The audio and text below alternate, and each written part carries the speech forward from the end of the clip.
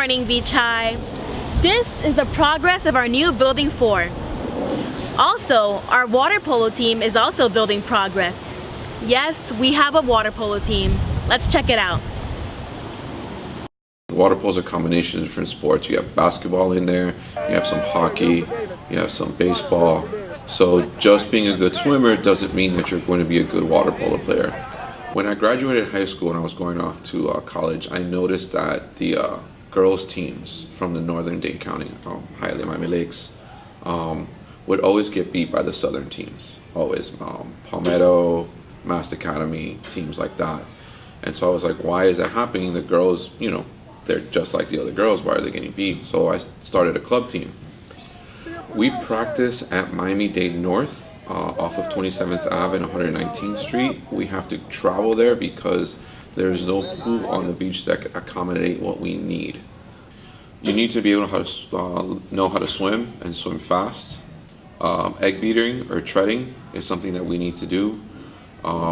During our tryout week, we swam, we treaded, we did push-ups, burpees, squats, planks. Core exercises are very good.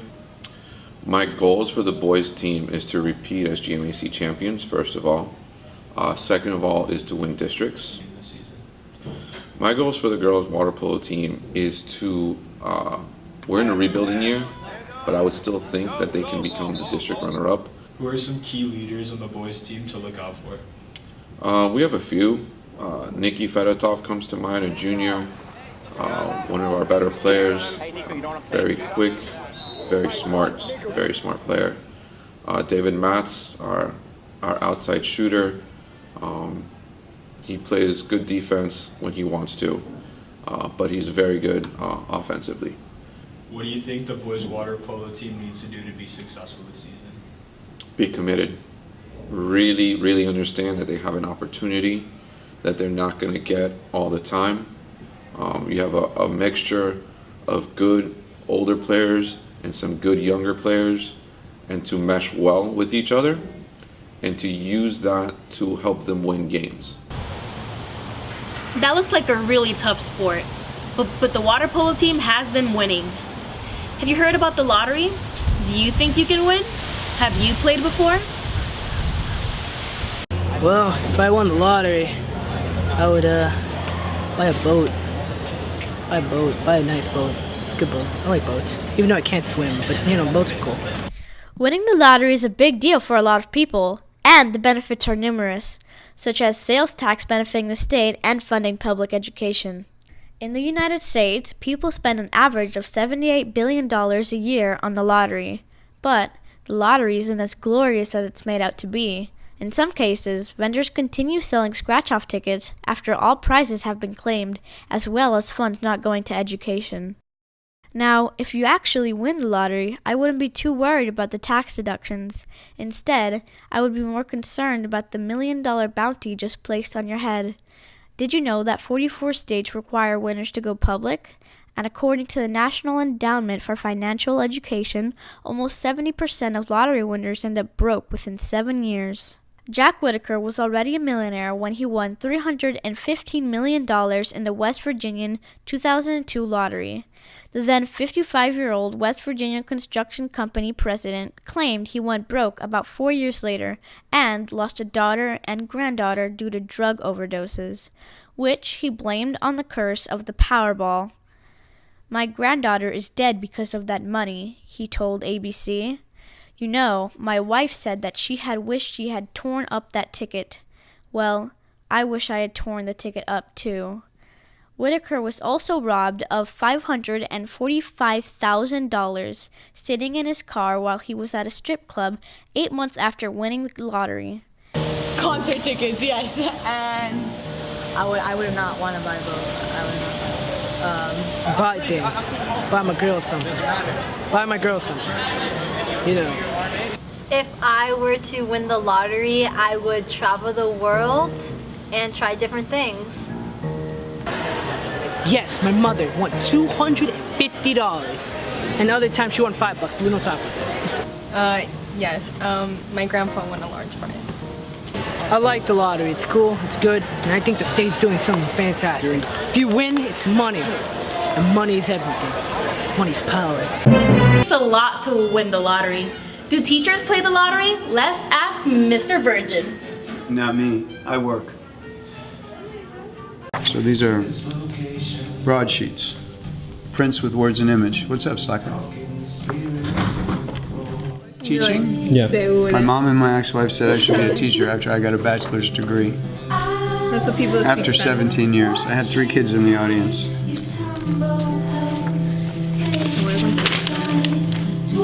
But I really loved art, and they were right. I should have been a teacher. I was a teacher my whole life. When I was your age or younger, I was teaching kids how to swim because I was a swimmer. I teach everybody everything that I learned. And you preferred that over doing it yourself? I was 16. I did that too.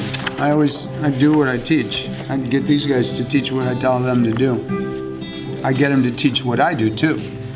And then they wind up knowing things that they don't know they know, but they're doing it, and then they have to figure out how to teach. When you teach something, you have to know how to do the thing you're teaching, and you learn more teaching than you do when you're supposed to be learning.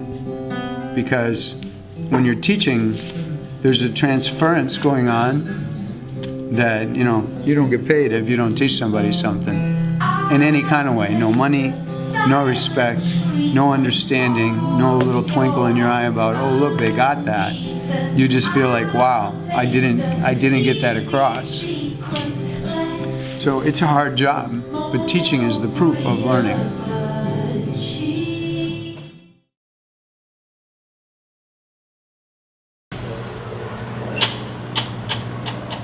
He sure is enthusiastic about teaching, just like Drake is enthusiastic about rapping and giving.